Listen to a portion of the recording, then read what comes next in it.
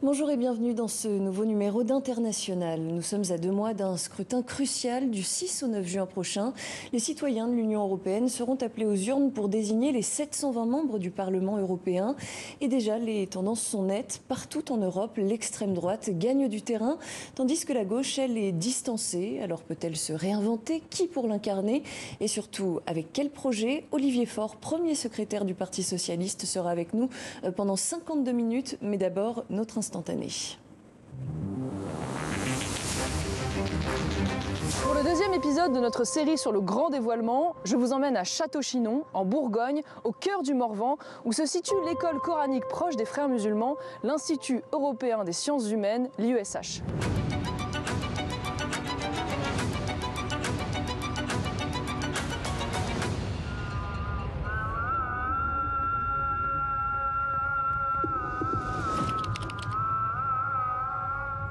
Château-Chinon, le village que vous voyez juste derrière moi, était le fief de François Mitterrand. C'est ici qu'il s'est implanté et a été élu pendant de nombreuses années. C'est aussi ici qu'en 1992, avec sa bénédiction, a été installé dans le lieu-dit juste à côté, le fameux institut IESH. Selon la chercheuse du CNRS Florence Bergeau-Blacker, cet institut a été créé par les Frères musulmans. Vous le savez, les Frères musulmans, c'est cette confrérie islamiste secrète qui a pour projet revendiqué la conquête islamique de l'Europe. Si j'ai tenu à venir ici pour vous parler de cette école coranique, c'est parce qu'elle est au cœur de ce projet d'islamisation de la France et de l'Europe. Voilà, extrait du Grand Dévoilement, une série lancée sur YouTube par une figure de l'extrême droite française, Marion Maréchal, tête de liste du parti Reconquête aux Européennes. Série qui se présente comme un tour de France et d'Europe de l'islamisation, un thème cher à l'extrême droite. Bonjour Olivier Faure. Bonjour à vous. Merci beaucoup d'avoir accepté notre invitation. Vous êtes un des visages de la gauche en France, premier secrétaire du Parti socialiste et député de Seine-et-Marne. Et à mes côtés pour vous interviewer, Sandrine Cassini, journaliste au quotidien Le Monde, partenaire de cette émission. Bonjour Sandrine. Bonjour. Olivier Faure, cette vidéo qu'on vient de voir de Marion Maréchal, elle a fait 98 000 vues sur YouTube en l'espace de 3 jours. Les 4 dernières vidéos de votre parti, le Parti socialiste, sur YouTube, elles ne dépassent pas les 750 vues. Pourquoi, à votre avis? Bon, si vous voulez faire du sensationnel, vous pouvez toujours en faire. Et je vois bien que nous sommes rentrés dans un moment qui est celui de la grande confrontation avec l'extrême droite, à la fois en France et en Europe. Ils ont, non pas de projet en réalité, ils ont en réalité des boucs émissaires. Et donc ils vont chercher à effrayer, à faire peur, comme si le danger était celui d'un grand remplacement. Donc là, en l'occurrence, les boucs émissaires, ce sont les musulmans. Notamment les musulmans, mais tous ceux qui sont aujourd'hui, toutes ces personnes migrantes sont devenus en fait les boucs émissaires et l'essentiel du carburant de l'extrême droite. Et même dans le même moment, vous avez les mêmes qui oublient de dire que la vraie menace, celle qui est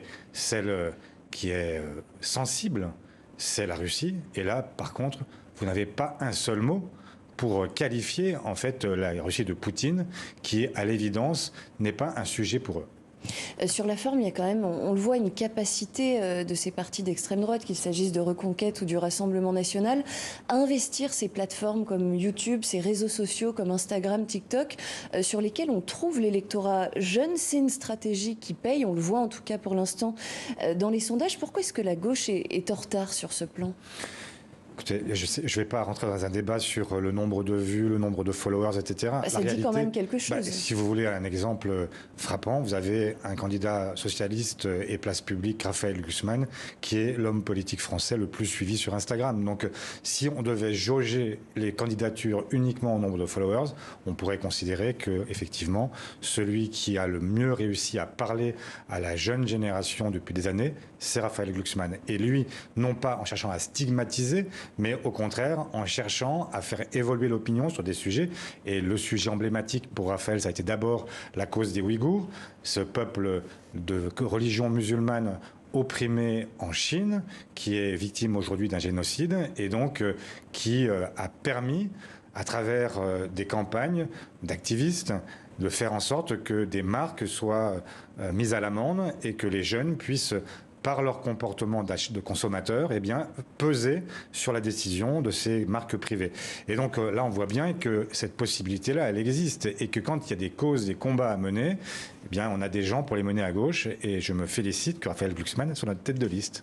Et on va y revenir au profil de Raphaël Glucksmann, mais d'abord parlons de l'extrême droite. On parlait de la forme, des réseaux sociaux, des différentes plateformes sur Internet, mais aussi sur le fond, cette extrême droite, elle gagne du terrain, et pas qu'en France. En témoigne sa progression en Europe ces dernières années.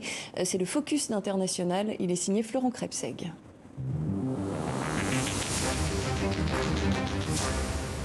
Dans très exactement 2 mois, après les élections européennes, ce Parlement accueillera-t-il encore plus de députés d'extrême droite? À l'échelle des nations, la progression en tout cas est visible. Depuis 1 an et demi, la chef du gouvernement italien, jusque dans les couloirs de Bruxelles, entretient le message anti-immigration qui a contribué à la porter à la tête de son pays. Objectivement, il existe un risque de voir se déclencher une vague migratoire sans précédent.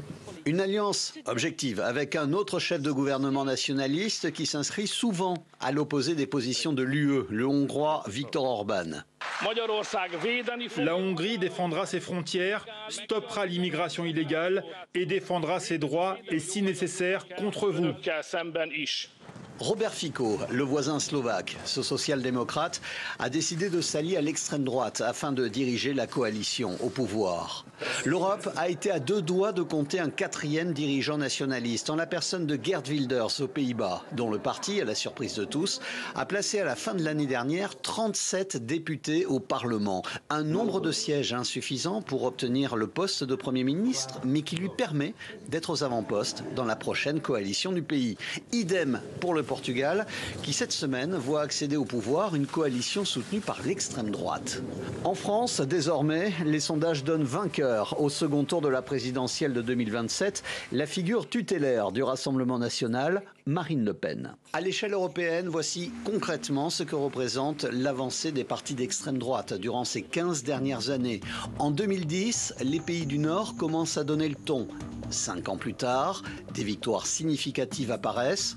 Les années passant, l'ensemble de l'Union européenne est concerné. Aujourd'hui, dans 9 pays de l'Union européenne, des formations identitaires ont franchi la barre des 20% lors des dernières législatives. Des personnes qui vont voter pour ces formations parce qu'elles sont séduites par leur programme en matière migratoire, identitaire, sécuritaire, qu'on perçoit bien au niveau européen, de manière globale, générale, qu'il y a une méfiance de plus en plus croissante qui s'exprime à l'encontre du fonctionnement actuel de la démocratie, et ça se traduit typiquement par un vote en faveur de formations dites anti-système d'extrême droite. Un troisième facteur peut-être est aussi lié aux stratégies développées par ces formations elles-mêmes, qui peut être qualifiées de formations de stratégies de dédiabolisation. Aujourd'hui, l'extrême droite dirige ou est membre d'une coalition de gouvernement dans 7 des 27 pays de l'UE.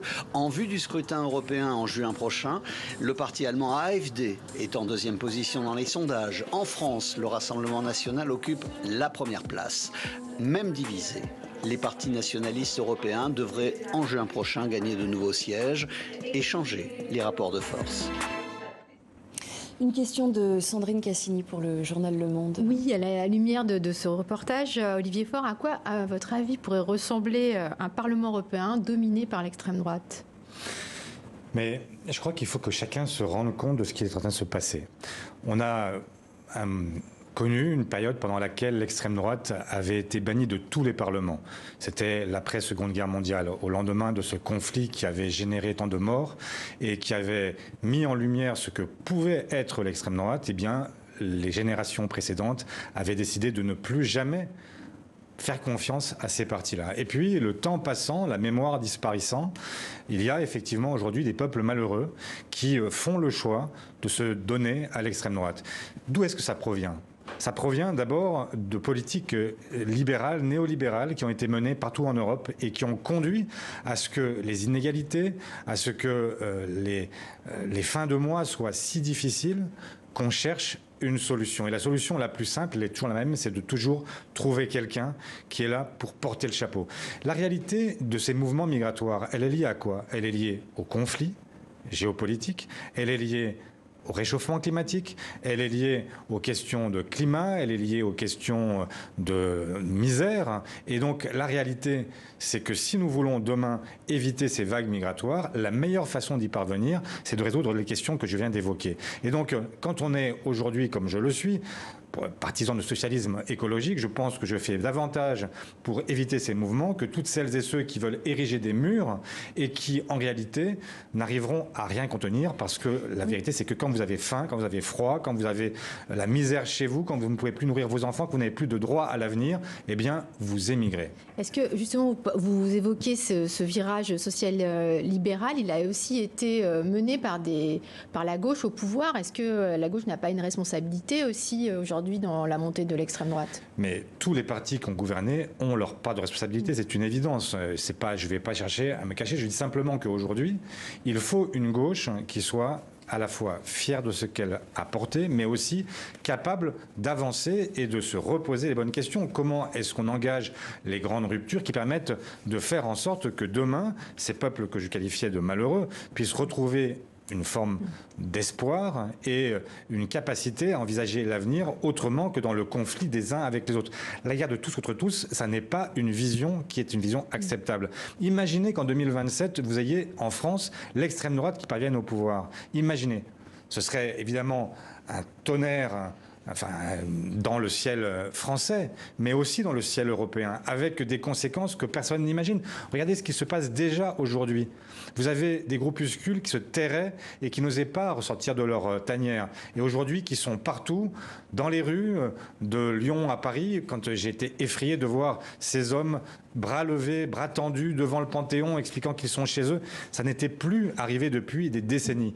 Et voilà que les dynamiques qui sont créées par l'extrême droite conduisent à ce retour, à cette violence, à cette incapacité à organiser la vie de manière paisible et de faire en sorte que nous puissions vivre en paix les uns avec les autres. Olivier Faure, vous dites qu'il faut une gauche fière. En France, on l'a vu ces derniers mois, on a assisté à un éclatement de la gauche, notamment de la NUPES, et plus spécifiquement sur les questions de politique étrangère. Je rappelle pour nos téléspectateurs que la NUPES était une coalition qui rassemblait des partis de gauche, et elle a implosé, on peut le dire, après les attentats perpétrés le 7 octobre 2023 par le Hamas en Israël. Je vous propose qu'on revive tout cela en images avec nos confrères de France Télévisions. La fin de l'alliance de la gauche semble actée.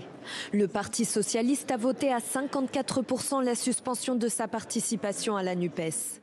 Une décision qui fait suite au refus des membres de la France insoumise de qualifier le Hamas de terroriste après l'attaque contre Israël. C'est un groupe politique islamiste qui a une branche armée et qui s'inscrit dans les formations politiques palestiniennes. Le premier secrétaire du Parti socialiste a immédiatement réagi sur Twitter.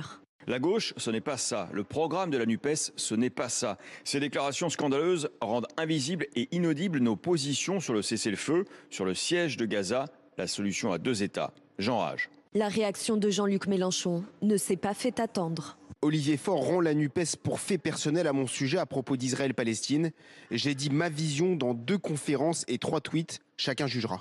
Une rupture encouragée par l'ancien Premier ministre socialiste. Les choix stratégiques qui ont été faits et d'alliance ont fracturé le Parti socialiste. Moi, je veux qu'on le rassemble, parce que si le Parti socialiste ne retrouve pas sa place au centre de la gauche, au cœur de la gauche, le rassemblement de la gauche sera impossible.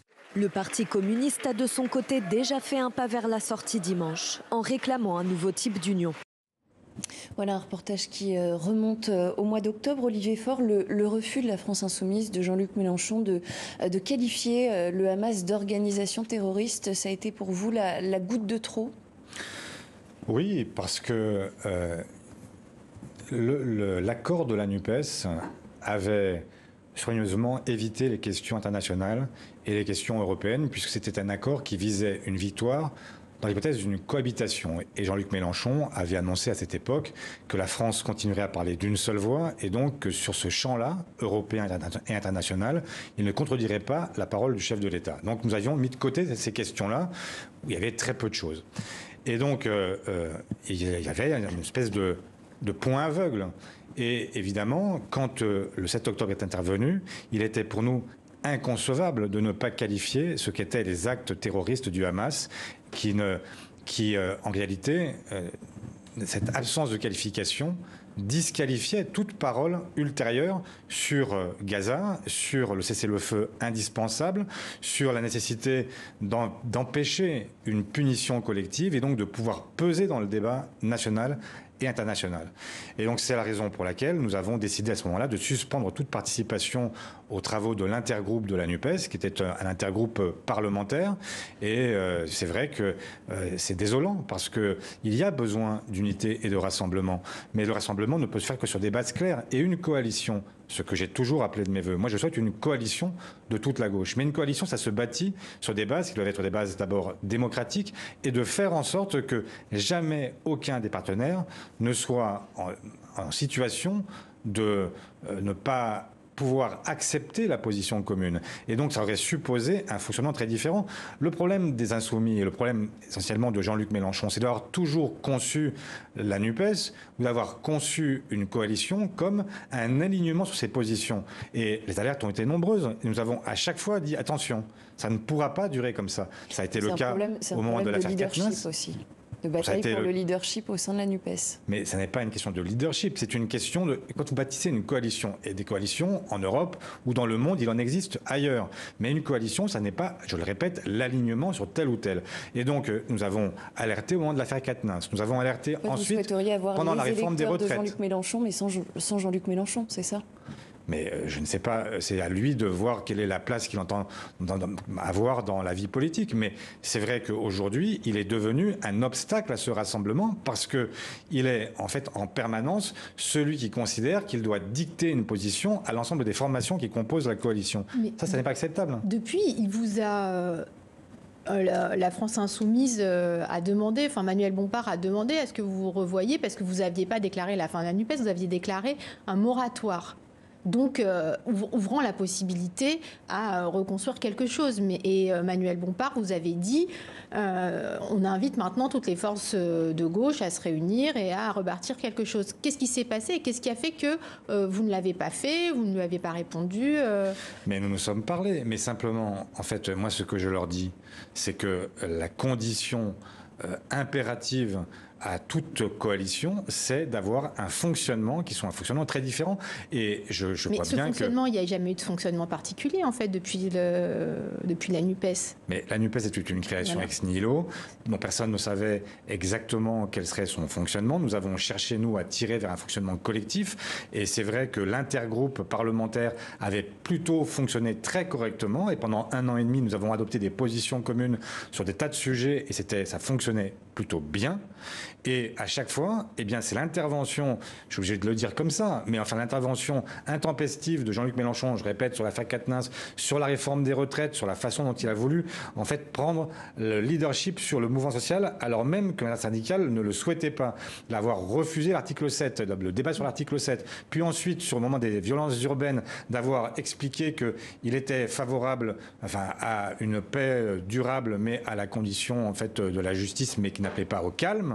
Eh bien, franchement, au même moment, nous étions dans les rues, nous, à défendre les bâtiments publics, les écoles, les lycées, les mairies, en fait, et que nous voyions quelqu'un qui disait que cette révolte-là pouvait avoir une légitimité qui pouvait justifier la violence, c'était non. Et ensuite, il y a eu le 7 octobre, qui a été effectivement le dernier épisode, à partir duquel on s'est dit, bon, quand même, là, il y a un moment où trop, c'est trop. Et donc, nous ne pouvons pas accepter, à chaque fois, d'être décalés, d'avoir finalement quelqu'un qui rend, y compris inaudibles, les positions que nous défendons. Moi, je suis pour, si on reprend l'exemple du 7 octobre et de ses suites, moi, je suis depuis le départ pour un cessez-le-feu. Je suis contre la punition collective. Alors, je suis pour qu'on arrête le siège à Gaza. Simplement, cette position-là, quand je vois que le Premier ministre espagnol, Pedro Sánchez, a cette position, il est entendu parce que lui, il a su condamner l'attaque terroriste du 7 octobre. Et ce sont des dizaines de milliers de gens qui défilent dans les rues, là où en France, ce sont quelques dizaines ou quelques milliers. Donc c'est malheureusement, ça a été, il a enfermé la question en fait de l'état, du droit des Palestiniens à vivre en paix et à éviter la punition collective. Il l'a empêché en fait de prendre tout son élan, tout son essor parce que ça a été enfermé dans un ghetto. Je voudrais qu'on qu'on clarifie un petit peu votre position justement sur le conflit au Proche-Orient, le conflit dans la bande de Gaza. On le sait, hein, le bilan dépasse, selon le Hamas aujourd'hui, les 33 000 morts. Cette semaine, 115 parlementaires français ont adressé une lettre à Emmanuel Macron pour lui demander de cesser immédiatement de vendre des armes à Israël. Est-ce que c'est une position que vous partagez? La France doit-elle, selon vous, cesser de vendre des armes à Israël? Absolument. Et j'en ai déjà fait part publiquement. Et donc vous avez un point d'accord avec la France Insoumise. PS, mais il y a des points d'accord avec la France Insoumise, bien sûr.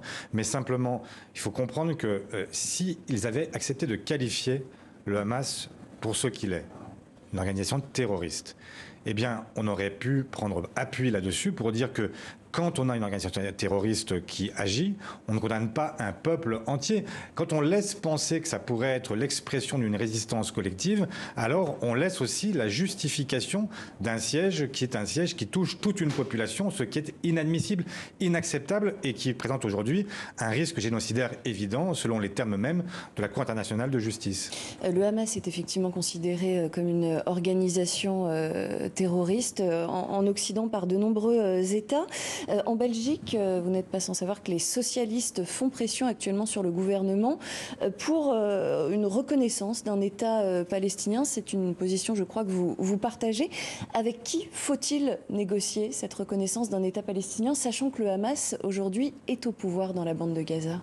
Non, mais là, il y a besoin que les pays occidentaux fasse pression sur le gouvernement Netanyahou en reconnaissant le droit à l'existence d'un État palestinien. Et j'y suis pleinement favorable. Oui, d'accord, mais ça ne se négocie pas qu'avec Israël.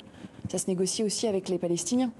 Bien sûr. Alors, mais là, pour l'instant, il s'agit de proclamer le droit à l'existence d'un État palestinien, une solution à deux États, le droit à la sécurité pour Israël et le droit à un État pour les Palestiniens. Oui, mais donc, du coup, on négocie avec on est dans la proclamation. Non, mais pour l'instant, il s'agit d'une proclamation. Vous n'avez pas de réponse pour l'instant. Si, j'ai une réponse. Mais je vous dis d'abord que en l'état actuel, pour faire pression sur le gouvernement Netanyahou et pour imposer cette solution à deux États, il faut que les États occidentaux agissent en proclamant le droit à l'existence d'un État palestinien. Ensuite, il faudra bien sûr négocier. Et là, la question que vous me posez, c'est avec qui négocier. Mais là, c'est pas à moi de le décider. Mais ce que je vois aujourd'hui, c'est que de toute façon, la réalité, c'est que tout le monde négocie avec le Hamas. Le gouvernement Netanyahou négocie le sort des otages, négocie le cessez-le-feu éventuel, négocie une trêve éventuelle, négocie les trêves humanitaires avec le Hamas, parce que vous n'avez pas d'autre choix. Vous êtes d'accord avec l'idée que le Hamas puisse avoir continuer de jouer un rôle politique si un État palestinien est créé, sachant qu'en même temps vous condamnez le Hamas pour ses actions terroristes? Moi, je souhaite le démantèlement du Hamas. Mais ça suppose qu'on puisse avoir à un moment l'émergence en fait, d'une autorité palestinienne qui soit appuyée par ce que nous aurons nous-mêmes proclamé, c'est-à-dire le droit à l'existence d'un État palestinien, qu'on fasse réémerger cette autorité, qu'elle puisse reprendre le contrôle de l'opinion publique palestinienne et que nous puissions négocier cette autorité palestinienne la possibilité d'une solution à deux États. C'est ça la position que nous défendons depuis le début. Et je dis simplement qu'il y a d'un côté une négociation qui est engagée avec le Hamas sur le cessez-le-feu et il y a de l'autre côté une négociation qu'il faut mener avec l'autorité palestinienne sur la création d'un État. Soyons réalistes, aujourd'hui elle ne représente plus grand monde dans les territoires palestiniens. Mais c'est pas vrai. Vous ne pouvez pas dire que l'autorité palestinienne ne représente plus personne.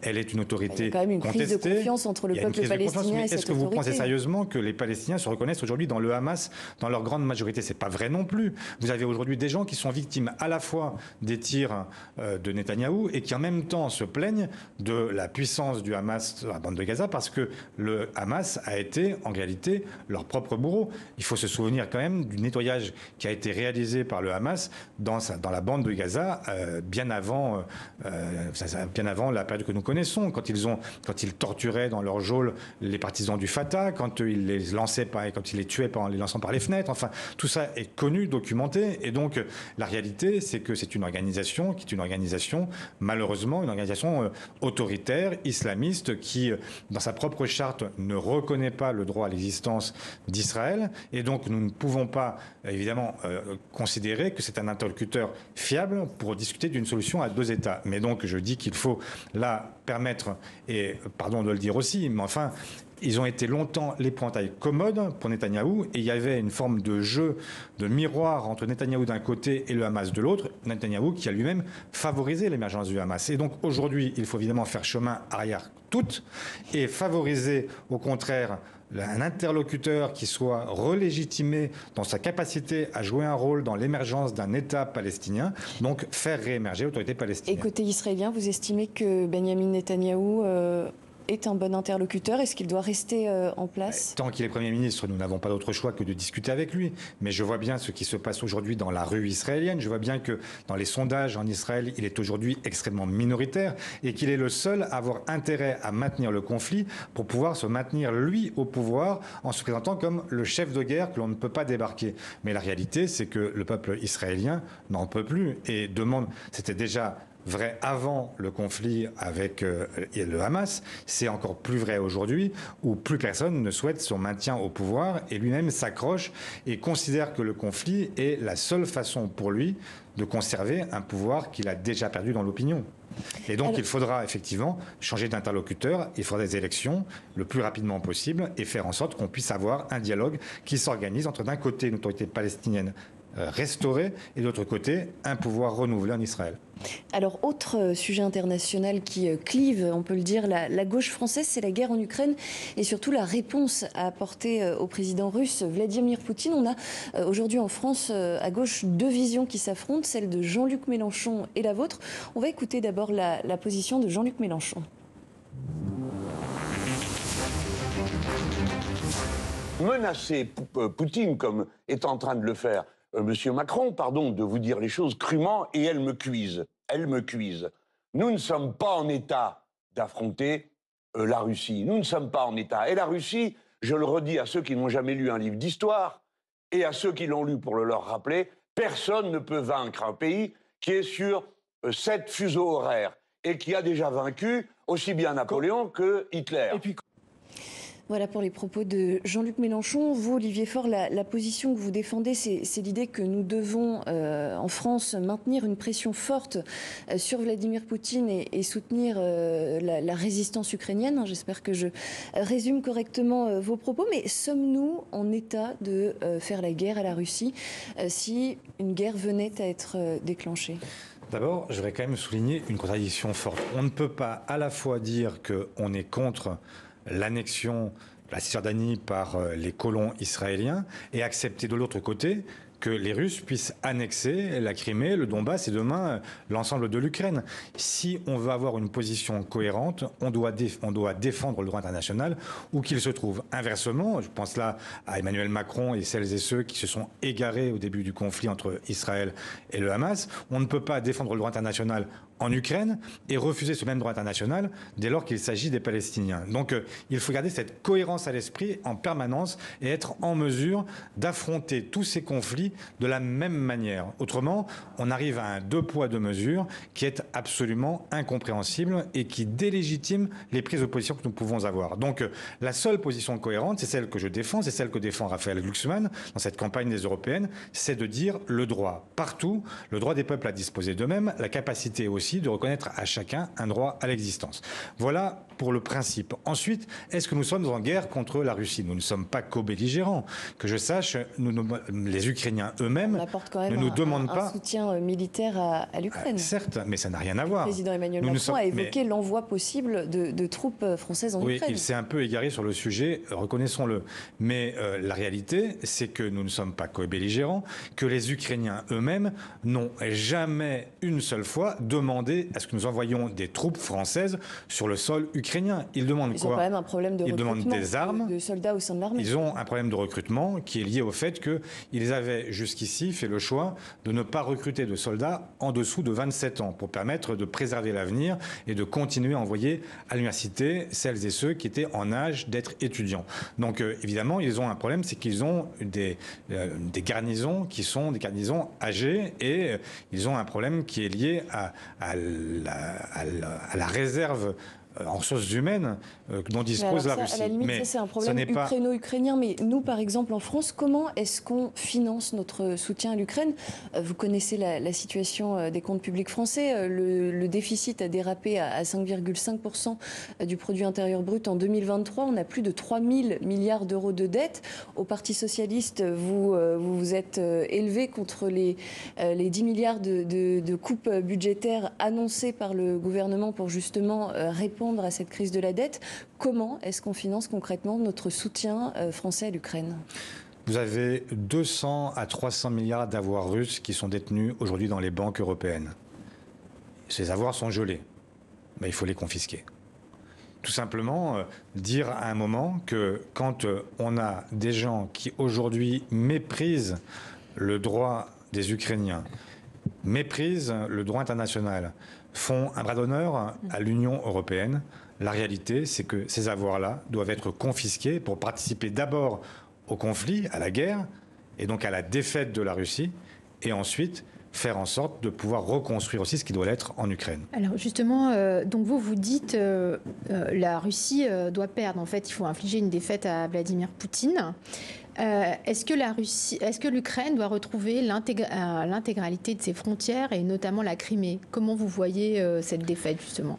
Mais le jour où l'armée russe aura été vaincue, il y aura une table des négociations et c'est les Ukrainiens eux-mêmes qui viendront donner leurs propres conditions à une paix durable. Je rappelle quand même que pour que tout le monde soit bien conscient de ce dont on parle, la Russie... Eux, leur souhait, c'est de retrouver l'intégralité de la frontière. Oui, bien sûr. Et je ne vois pas au nom de quelle légitimité, moi je viendrais parler au nom des Ukrainiens en leur disant ce qu'ils doivent faire, accepter ou ne pas accepter. Non, c'est ça qui va, il faut les soutenir jusque-là. Je rappelle quand même qu'il y a eu en fait des accords qui ont été conclus en 1994 et qui ont été conclus entre la Russie et l'Ukraine. Personne ne se souvient qu'à l'époque, l'Ukraine était la 3e puissance nucléaire mondiale. Et en échange de la garantie de son intégrité territoriale, il avait été admis par la Russie. En échange de son intégrité territoriale, les Ukrainiens avaient remis toutes leurs ogives nucléaires à la Russie. Et donc, ça devait être un pacte inscrit dans le marbre, à partir duquel, en fait, il y avait une garantie de sécurité pour la Russie, offerte par les Ukrainiens. Et je répète, les Ukrainiens, 3e puissance nucléaire mondiale, ont remis, à cette époque, en 1994, toutes leurs ogives nucléaires à la Russie. Ça devait être une garantie absolue. Ça ne répond pas à la question. La question de Sandrine Cassini. Ça répond. Non, mais c'est vrai. Ce que je veux dire, c'est qu'il y avait une garantie donnée. Jusqu'où faut-il les soutenir, en fait ? Mais il faut les soutenir. Il faut les soutenir jusqu'au bout.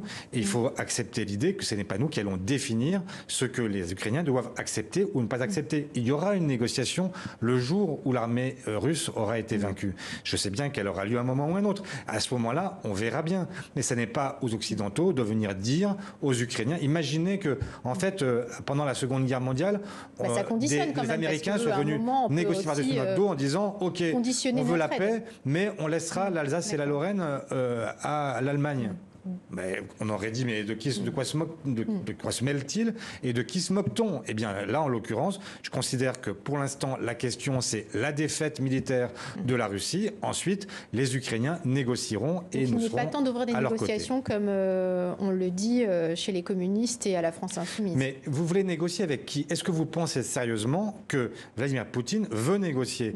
Medvedev, il y a quelques semaines, a expliqué... On peut aussi se demander si les Européens veulent négocier. Oui.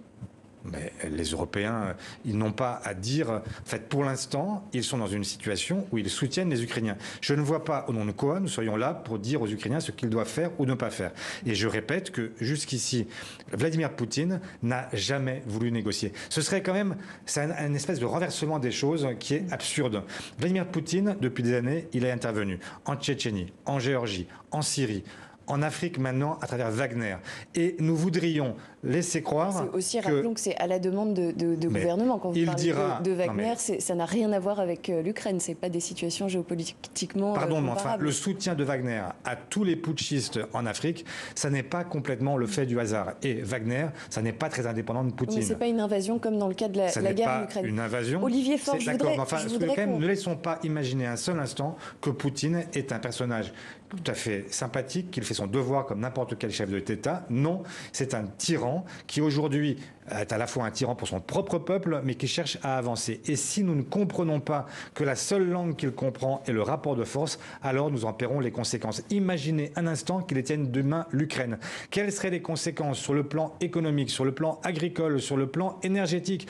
Toutes ces conséquences seraient immenses et il prendrait en otage le reste de l'Europe. Donc Mélenchon propose quoi quand il dit on propose une négociation? Il propose Mais quoi? je pense tout simplement que Jean-Luc Mélenchon se trompe, comme il s'est souvent trompé sur la question russe, parce qu'il y a une forme de campisme chez lui qui le maintient à une époque qui est celle de la guerre froide, et son anti-atlantisme le conduit parfois à des positions qui sont des positions que je trouve voilà, on a bien compris que vous décalées. n'étiez pas d'accord avec les positions de Jean-Luc Mélenchon sur la question de l'Ukraine et de la Russie. Pour incarner justement vos positions, les combats que vous menez et que nous venons d'évoquer, eh bien vous avez choisi Raphaël Glucksmann pour être tête de liste du Parti socialiste Place Publique aux élections européennes de juin prochain. Raphaël Glucksmann qui a tenu un meeting mercredi en Normandie. On l'écoute et on commente juste après.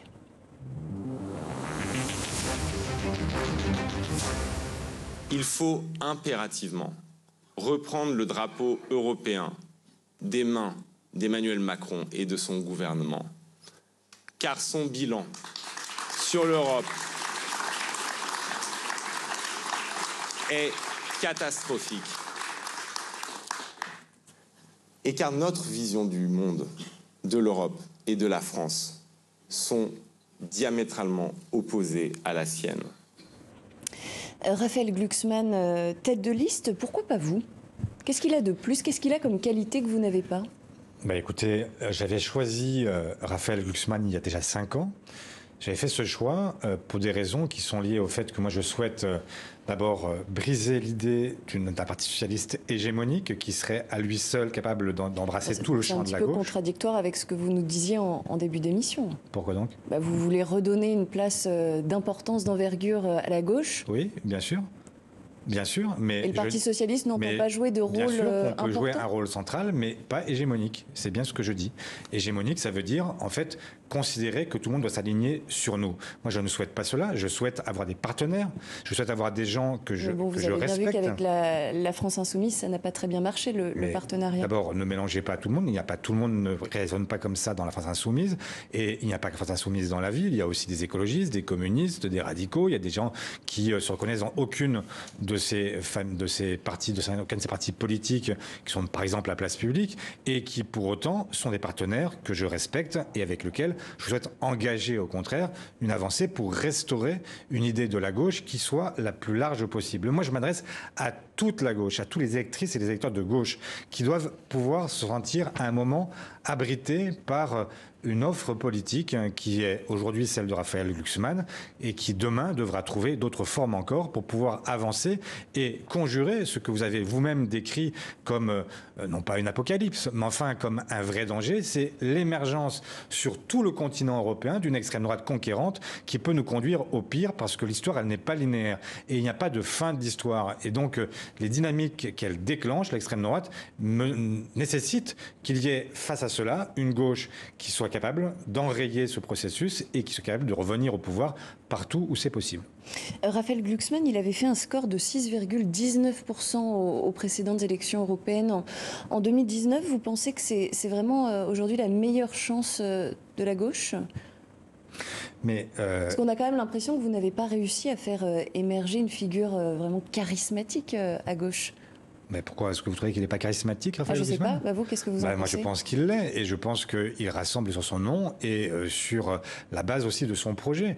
Mais qu'est-ce que par exemple, le Raphaël Glucksmann d'aujourd'hui a de plus que le Raphaël Glucksmann d'il y a 5 ans ? Mais il n'a rien de plus, sinon qu'il a prouvé en 5 ans que quand il avait des positions, il les défendait, qu'il tenait tête à la fois aux tyrans. Ça a été le cas en Chine avec les Ouïghours, avec Vladimir Poutine pour l'Ukraine. Il est celui qui aujourd'hui se bat contre Netanyahou à Gaza. Et il est aussi celui qui, face aux multinationales, n'a jamais baissé la nuque. Et qui a toujours Il est aussi celui qui, en 2019, a estimé que l'OTAN était caduque. Que l'OTAN était caduque ? Oui, que l'OTAN ne fonctionnait plus. C'est vrai que l'OTAN fonctionne mal. Et est-ce que l'Union européenne peut aujourd'hui se passer de l'OTAN ? Aujourd'hui, non. Mais est-ce que demain, elle le doit? Oui. Et c'est ce que c'est l'élection de la fin de l'année aux USA qui nous y conduit. Trump a prévenu. Il a déjà expliqué qu'il était prêt, lui, à considérer qu'il n'y avait plus de bouclier américain. Et donc, il va même encore plus loin. Trump, il dit que si les pays mauvais payeurs de l'OTAN, s'ils sont victimes d'une agression russe, eh bien, il laissera la Russie et même il encouragera Moscou à aller agresser ces pays. Oui, enfin, chacun a compris que Trump était une menace pour tout le monde. Mais enfin, c'est pas ce que je voulais dire. Ce que je voulais dire, c'est que aujourd'hui, nous avons une nécessité. C'est de considérer que nous ne pouvons plus nous abriter sous le bouclier en fait américain.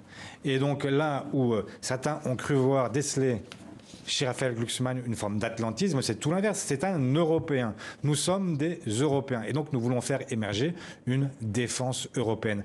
Être capable de ne plus dépendre de qui que ce soit dans nos décisions, y compris politiques, économiques, etc., parce que nous serions abrités sous le parapluie militaire américain. Et donc nous devons faire émerger une défense européenne. C'est un impératif. Si nous ne le faisons pas, alors nous dépendrons toujours des uns ou des autres. Et nous serons toujours condamnés à être alignés sur les uns ou sur les autres. Et moi, je m'y refuse. Je souhaite une parole qui soit une parole européenne, parce que nous sommes un continent qui a une originalité politique, économique, sociale, qui mérite d'être défendue. Nous sommes un modèle unique au monde, et ça suppose de le défendre. Est-ce que Raphaël Glucksmann va conquérir d'abord l'électorat macroniste ou plutôt les classes populaires? Parce qu'il a l'air plutôt de mordre sur Valérie Hayer que dans les quartiers populaires où il n'est peut-être pas suffisamment identifié. D'abord, il ne mord pas. Donc, il doit bien avoir un électorat cible. Oui, mais il n'y a pas d'électorat cible. Est-ce que c'est possible d'imaginer un seul instant que quand on parle, et quand je vous parle, quand il vous parle, etc., on porte d'abord des convictions. Et que ces convictions peuvent rejoindre les convictions de gens qui jusqu'ici étaient éparpillés et se demandaient avec qui avancer. Là, en l'occurrence, je vois, si on en croit les sondages, et sans doute faut-il y voir des traces, etc. Mais enfin, un scrutin, c'est un scrutin. Et donc, nous verrons bien ce qu'il se passe le 9 juin. Mais dans l'intervalle, ce qu'il faut faire, c'est mener une campagne en prenant des convictions. On ne se pose pas la question tous les matins de savoir. Séduire, par exemple, l'électorat jeune ? Mais j'espère qu'il séduira tous les électorats, jeunes et vieux. Il n'y a pas de, enfin, on n'est pas dans une forme, on n'est pas en train de chercher des segments de la population pour essayer.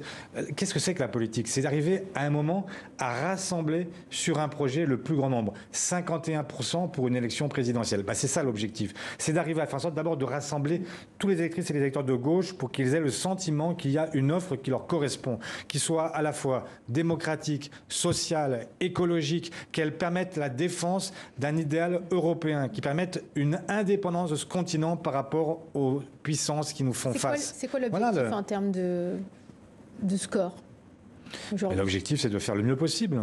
Certes. Non, mais vous ne me sortirez pas de ça. Je ne peux pas donner d'objectifs chiffrés. On a fait la dernière fois, vous l'avez dit, un peu plus de 6%. Alors tout ce qui sera au-dessus de 6% sera une victoire. Maintenant, quel est l'intérêt pour la gauche? C'est d'aller le plus loin possible, d'aller chercher, évidemment, à sortir du débat que voudrait installer Jordan Bardella et Emmanuel Macron, qui est d'avoir en fait un débat entre la droite et l'extrême droite. Et donc il faut évidemment faire tout ce que nous pouvons pour interrompre et être l'élément disruptif de ce duel annoncé, et donc être en mesure d'être non pas dans un duel, mais à minima dans un débat à trois, et évidemment chercher à aller demain s'affronter à Bardella. La grande confrontation, l'objectif, l'adversaire principal dans cette élection, c'est Jordan Bardella, c'est l'extrême droite, parce que c'est elle qui est en position demain. C'est elle qui est en... Non, l'objectif, mais non, mais l'objectif. Vous ne voulez pas répondre. L'objectif, c'est d'éviter en 2027 la victoire de l'extrême droite. Et donc de faire en sorte que la gauche puisse être en mesure de présenter une offre suffisamment solide et d'avoir la capacité à attirer des électeurs qui viennent. On a bien compris que vous ne vouliez pas tout à fait répondre à la question. J'y réponds sans y répondre complètement, parce qu'il n'y a pas d'objectif chiffré. Si je vous disais 11, 12, 13, 14, ça a quel sens? L'objectif, c'est de faire front face à l'extrême droite. Face à l'extrême droite. Et justement, cette extrême droite, on le sait, on parlait à l'instant l'instant de Jordan Bardella, mais il y a d'autres figures aussi de l'extrême droite en Europe qui ont cette capacité à conquérir le cœur des jeunes électeurs. On le voit sur les réseaux sociaux, on en parlait en début d'émission, et cet électorat jeune, il est plus important que jamais dans cette campagne pour les européennes, puisque 5 pays de l'Union européenne vont autoriser pour la première fois les mineurs à voter. La Grèce, ça sera à partir de 17 ans, l'Autriche, l'Allemagne, Malte et la Belgique à partir de 16 ans. Je vous propose qu'on parte justement en Belgique à la rencontre de ces jeunes électeurs et de leurs préoccupations.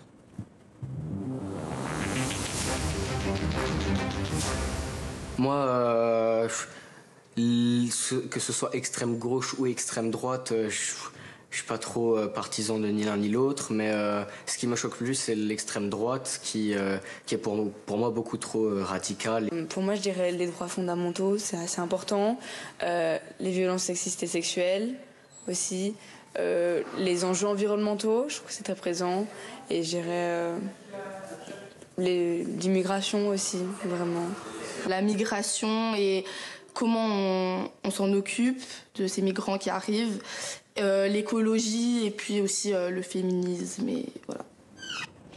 Voilà, l'immigration, les droits des femmes, l'écologie, des thèmes assez éloignés de tous ceux qu'on vient d'évoquer, des thèmes qui préoccupent ces jeunes Belges, mais pas que Belges, on le voit aussi en France et dans d'autres pays d'Europe. D'abord, est-ce que vous êtes pour ou contre le droit de vote aux européennes à partir de 16 ans ? Je suis ouvert à la question. Je trouve qu'effectivement, ça paraît assez logique. Beaucoup des questions que nous traitons là sont des questions qui les concernent très directement, parce que c'est leur avenir qui est en cause. Et donc, ça ne me paraît pas fou de leur accorder ce droit de vote. Il n'y a pas un déséquilibre justement du fait que certains pays l'autorisent et d'autres non au sein de l'Union européenne? Est-ce qu'il ne devrait pas y avoir une harmonisation? Ce serait mieux d'harmoniser, c'est vrai. Pour revenir sur le point de l'immigration, Raphaël Glucksmann, lui, il plaide pour la mise en place de voies d'immigration légales en Europe. De quoi s'agit-il?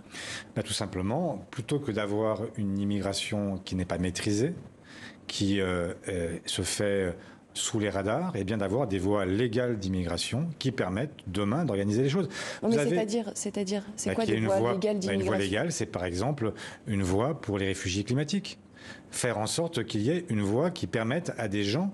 Aujourd'hui, vous avez un encombrement parce que tout le monde vient pour des raisons différentes, mais ça veut tout dire le monde qu'on cherche... trierait les réfugiés, les bons... Alors, les réfugiés climatiques, par exemple, ça serait les bons réfugiés, et puis d'autres seraient jugés moins bons, moins acceptables au sein de l'Union européenne? Il ne s'agit pas de dire bon et moins bon, ce serait trop caricatural, mais la réalité, quand même, c'est que vous avez des gens dont la vie est rendue impossible sur leur territoire d'origine. Et donc cela, du fait du réchauffement climatique, mais il y a aussi des gens dont la vie est rendue impossible du fait des guerres, du fait de situations économiques, du fait de régimes autoritaires. Bien sûr, mais ceux-là, ils ont déjà une voie légale. C'est en fait le droit d'asile. Sur le droit d'asile, il permet à toutes celles et ceux qui sont victimes... Les chiffres du nombre de morts en Méditerranée, on voit bien que ces voies légales, elles sont assez peu empruntées. Mais c'est ce que je dis, c'est la raison. C'est la raison pour laquelle il faut ouvrir des voies légales qui permettent à des gens qui ne correspondent pas, qui ne sont pas menacés par la guerre, par exemple, chez eux, et qui donc n'ont pas... Expliquez-nous, ces voies légales, elles ressembleraient à quoi? Qui en aurait la responsabilité? Vous pensez à quel pays au sein de l'Union européenne? Mais il faut des voies légales européennes. Non, mais ça fait 3 fois que vous nous le dites. Quel est le projet concrètement? Je ne comprends pas très bien la question. En fait, de la même façon que vous avez aujourd'hui... Qu'est-ce que vous entendez concrètement par voie légale d'immigration? Comment est-ce que vous voyez ça? Comment est-ce que ça fonctionne? Le droit d'asile, vous connaissez le droit d'asile? Bien sûr. Eh bien, il s'agit de dire qu'à côté de la voie légale du droit d'asile, il y a d'autres voies légales possibles. Par exemple, une voie pour les réfugiés climatiques, une voie humanitaire, qui permettent en fait d'avoir des gens qui cherchent à venir en Europe et qui peuvent le faire par des moyens légaux, plutôt que de chercher à monter sur des barques, de monter sur des canoës et mourir en Méditerranée. De fait, une sélection dans les pays de départ, une présélection. Ça veut dire qu'il y a des gens qui pourront, dès le départ, avoir l'autorisation de venir sur le continent européen, effectivement. Donc vous défendez cette idée d'une présélection. Vous êtes finalement assez proche du Rassemblement national. Mais ce n'est pas une présélection. Et ça n'a rien à voir avec ce que fait le Front National. Il s'agit de dire, le Front National, il dit on met des murs partout et des barbelés dans tous les sens. Nous, ce que nous disons, c'est que, évidemment, qu'il va falloir un moment ou un autre se poser la question de ces grands mouvements migratoires qui ne touchent pas principalement l'Europe, contrairement à ce qu'on annonce. La réalité, c'est que les mouvements migratoires, ils sont plutôt à l'intérieur des pays et d'une région à l'autre et parfois d'une frontière à l'autre.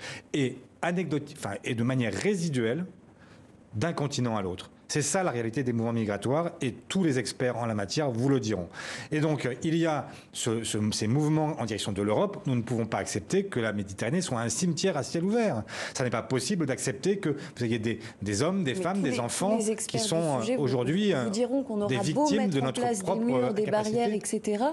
Les gens qui veulent migrer, les gens qui veulent s'exiler, partir, rejoindre l'Union européenne, c'est une question de vie ou de mort. Ils sont prêts à mourir pour ça. Ils n'arrêteront pas de le faire. Une voie se ferme, une autre s'ouvre. C'est l'histoire des migrations. Ah ben ça, je vais très heureux de vous l'entendre dire. Mais moi, ce que je dis, c'est qu'à la fois, il faudrait des voies légales pour éviter ces embarcadères. Et en même temps, il faut aussi lutter pour une meilleure répartition de la richesse sur l'ensemble de la planète, faire en sorte d'avoir un commerce équitable, faire en sorte d'avoir aussi des politiques qui conduisent à éviter le réchauffement climatique. Parce que la réalité, c'est que ce sont des dizaines, des centaines de millions de femmes et d'hommes qui se déplaceront si demain, vous avez plus 2, plus 3 degrés à l'échelle du monde. C'est une évidence. Et donc, laisser penser qu'on pourrait se réfugier derrière des murs est une illusion totale. Et donc la meilleure façon aujourd'hui de lutter contre les mouvements migratoires, c'est de lutter contre les guerres et les conflits qui menacent, et c'est en même la déstabilisation d'un certain nombre de pays.